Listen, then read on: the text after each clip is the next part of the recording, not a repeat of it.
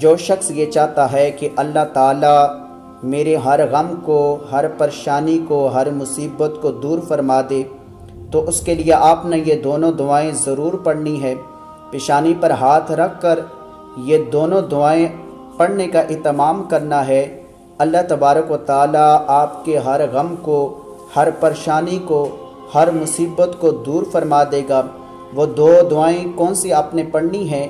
پہلی دعا ولا حول ولا قوت الا باللہ العلی العظیم، ولا حول ولا قوت الا باللہ العلی العظیم، ولا حول ولا قوت الا باللہ العلی العظیم۔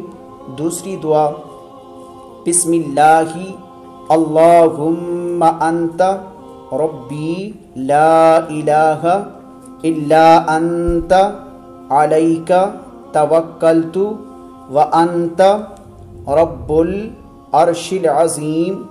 بسم اللہ اللہم انت ربی لا الہ الا انت علیک توکلت وانت رب العرش العظیم۔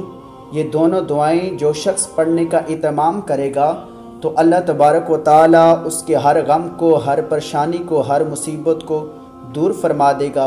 آپ تمام احباب سے گزارش ہے کہ جو حضرات ابھی تک صحیح طریقے سے قرآن مجید پڑھنا نہیں جانتے وہ آج ہی ہم سے رابطہ کریں۔